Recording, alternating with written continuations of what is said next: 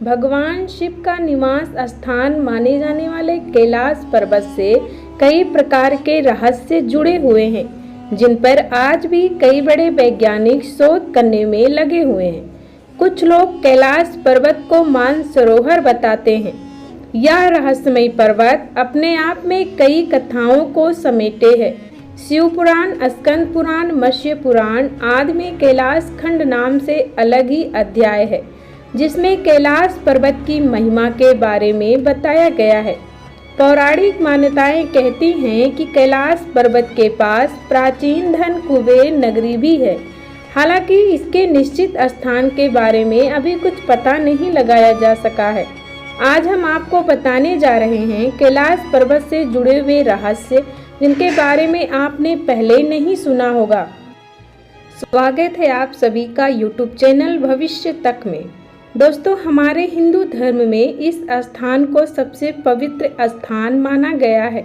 जैसे हिंदुओं के 4 प्रमुख धाम माने गए हैं, उसी तरह से कैलाश पर्वत को भी हिंदुओं के तीर्थ स्थान के रूप में माना जाता है।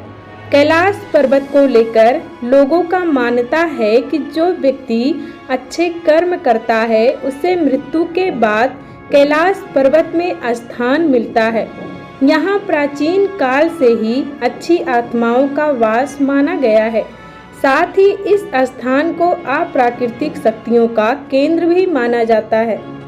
कैलाश पर्वत की ऊंचाई 6600 मीटर से अधिक है। दुनिया के सबसे ऊंचे पर्वत माउंटेन एवरेस्ट से लगभग 22,000 मीटर से कम है। माउंटेन एवरेस्ट पर अब तक 7,000 से ज़्यादा लोगों ने चढ़ाई की है, लेकिन कैलाश पर्वत पर अब तक कोई व्यक्ति नहीं चढ़ पाया, क्योंकि कहा जाता है कि कैलाश पर्वत पर थोड़ा सा ऊपर चढ़ते ही व्यक्ति दिशाहीन हो जाता है।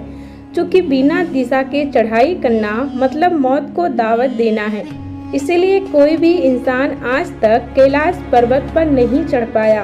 कैलाश पर्वत से जुड़ी कई कथाएं और कहानियां हिंदू धर्म ग्रंथ में मौजूद हैं। पुराणों के अनुसार कैलाश पर्वत पर ऐसी शक्तियां मौजूद हैं जो उसमें समाई हुई हैं। कैलाश पर्वत आज भी अजय है। इस पर भिन्न भिन्न देशों के वैज्ञानिक भिन्न भिन्न प्रकार की शोध कर रहे हैं। पुराणों में ऐसा वर्णित है कि कैलाश पर्वत पर एक ऐसी गुफा मौजूद है जिसके अंदर तेज तेज आवाज निकलते हैं। यहाँ 2 सरोवर मुख्य है। पहला मानसरोवर, जो दुनिया के शुद्ध पानी की उच्चतम झीलों में से एक है और जिसका आकार सूर्य के समान है। दूसरा राक्षस नामक झील, जो दुनिया की खारे पानी की उच्चतम झीलों में से एक है और जिसका आकार चंद्र के समान है। ये दोनों झीलें सौर्य और चंद्र बल को प्रदर्शित करती हैं, जिसका संबंध सकारात्मक और नकारात्मक ऊर्जा से है। जब दक्षिण से देखते हैं तो एक स्वास्तिक चिन्ह वास्तव में देखा जा सकता है। यह अभी तक रहस्य है कि ये झीलें प्राकृतिक तौर पर निर्मित हुई हैं या ऐसा इन्हें बनाया गया है। दोस्तों, क्या आपको पता है कि जब हनुमान जी भगवान शिव के दर्शन के लिए कैलाश पर्वत पहुँचे तो ऐसा क्या हुआ जिसके कारण भगवान शिव जी ने अपने निवास स्थान कैलाश पर्वत को ही छोड़ दिया? जैसा कि दोस्तों हम सबको पता है कि त्रेता युग में भगवान श्री राम ने हनुमान जी को चिरंजीवी रहने का आशीर्वाद दिया था, ताकि वह हर युग में रहकर अधर्म का अंत करके धर्म का स्थापना करें। जब त्रेता युग का अंत हुआ था तो द्वापर युग आया, जिसमें भगवान श्री राम ने भगवान श्री कृष्ण के रूप में अवतार लिया। जब महाभारत का युद्ध हुआ तो उसमें भगवान श्री कृष्ण और अर्जुन के साथ उस युद्ध में हनुमान जी शामिल हुए थे। जब द्वापर युग का अंत हुआ तब आया कलयुग। कलयुग एक ऐसा युग जिसे पापों का युग माना जाता है। इसलिए इस युग में जितने भी पुण्य आत्माएं धरती पर थे, वह वापस अपने अपने धाम चले गए। संसार में चारों तरफ बुराई और अंधकार ही फैलने लगा, जिसे देखकर पवन पुत्र हनुमान जी भयभीत होने लगे। उन्हें यह समझ में नहीं आ रहा था कि यह काली रात और बुराई क्यों इतना ज़्यादा फैल रहा है। जब उन्हें समझ में नहीं आया तो वह जानने के लिए कैलाश पर्वत की तरफ निकल पड़े। भगवान शिव के दर्शन के लिए जैसे ही वह कैलाश पर्वत के निकट पहुँचे तो उन्होंने देखा कि वहाँ भी चारों ओर अंधकार फैला हुआ है। भगवान भोलेनाथ का दर्शन करना तो दूर, उन्हें वहाँ कुछ भी दिखाई नहीं दे रहा था। हनुमान जी के बहुत बार आग्रह करने के बाद भी जब भगवान भोलेनाथ कैलाश पर्वत पर नहीं दिखाई देते, तब हनुमान जी भगवान भोलेनाथ की वहीं पर आराधना करना शुरू करते हैं। ओम नमः शिवाय का जाप करके हनुमान जी भगवान भोलेनाथ को प्रसन्न करते हैं। तब कुछ समय बाद भगवान भोलेनाथ कैलाश पर्वत पर प्रकट होते हैं और बजरंगबली को आवाज़ देते हैं। जैसे ही हनुमान जी अपनी आंखें खोलते हैं तो वह भगवान शिव को अपने सामने देखते हैं और काफ़ी ज़्यादा प्रसन्न हो जाते हैं। भगवान भोलेनाथ को नमस्कार करते हैं। उसके बाद वह पूछते हैं कि हे प्रभु, आप कैलाश पर्वत को छोड़कर कहाँ चले गए थे? तब महादेव बजरंगबली से कहते हैं कि कैलाश पर्वत को छोड़ना मेरी विवशता है। तब महादेव से फिर से बजरंगबली पूछते हैं कि हे प्रभु, आपकी कैसी विलंबना कि आप देव के देव महादेव हैं और आपको ही अपना मूल निवास स्थान छोड़कर कहीं और जाना पड़ता है। तब महादेव कहते हैं कि जो संसार में अंधकार फैला हुआ है, इसे तो तुम देख ही रहे हो। तब हनुमान जी कहते हैं कि हे प्रभु, मैं इसी अंधकार के कारण को पूछने के उद्देश्य से ही आपके पास आया हूँ। तब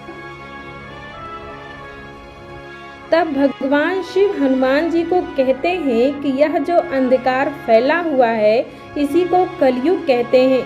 द्वापर युग की समाप्ति के बाद भगवान विष्णु के अवतार श्री कृष्ण अपने धाम पहुँच गए हैं। पांचों पांडव भी अपने शरीर को त्याग कर स्वर्ग पहुंच गए हैं। समुद्र में डूबे द्वारिका के बाद अब कोई भी अंश नहीं रहा है द्वापर युग का। सब कुछ काल के मुख में समा गया है। समय की धारा पतित होकर कलयुग में समा गई है, जिसने चारों ओर अपना साम्राज्य स्थापित करना शुरू कर दिया है। यह जो चारों तरफ कालिमा फैला हुआ है, यह कलयुग के शुरुआत का संकेत है। इसलिए सभी दैवी शक्तियाँ मौन हो चुके हैं। तब हनुमान जी फिर कहते हैं कि हे प्रभु, आप त्रिदेव मिलकर इस धरती की स्थापना करते हैं और आप तीनों मिलकर इसका विनाश भी करते हैं। फिर आखिर क्यों इस कालिमा भरे कलयुग का शुरुआत होने दे रहे हैं? तब भगवान शिव कहते हैं कि जिस तरह से दिन होता है तो रात्रि भी होता है, उसी तरह से युग परिवर्तन होना भी अनिवार्य है। जिस तरह से त्रेता युग के बाद द्वापर युग आया था, उसी तरह से द्वापर युग के बाद कलयुग का आना भी अनिवार्य है, क्योंकि यही विधि का विधान माना गया है। हमारे धर्म ग्रंथों में भी 4 युगों का वर्णन पाया जाता है, त्रेता युग, द्वापर युग और कलयुग। वैसे तो हर युग में पाप की मात्रा अपने चरम पर था, परंतु कलयुग ही मात्र एक ऐसा युग है जिसके अंदर पाप अत्याचार हद से ज़्यादा होगा। जिस प्रकार सृष्टि के नियम को नहीं बदला जाता, उसी प्रकार काल के प्रभाव को भी नहीं बदला जा सकता। यही सृष्टि का नियम है। इसलिए त्रेता युग में भगवान श्री राम ने तुम्हें चिरंजीवी होने का वरदान दिया था, ताकि तुम कलयुग में भी जीवित रहकर धर्म का प्रचार प्रसार करो। कलयुग में हम त्रिदेव मिलकर भी धर्म के प्रचार प्रसार में कुछ भी नहीं कर सकते, किंतु कलयुग में लोग तुम्हारी पूजा करेंगे और तुम्हें ही लोगों का उद्धार करना होगा। समस्त संसार से बुराई का अंत करना होगा। लोगों के अंदर धर्म प्रचार प्रसार करना होगा। जब तुम्हारा यह कार्य पूरा हो जाएगा, तब हम त्रिदेव मिलकर कलयुग का अंत करेंगे और हर तरफ केवल सुख, समृद्धि और उजाला ही उजाला होगा।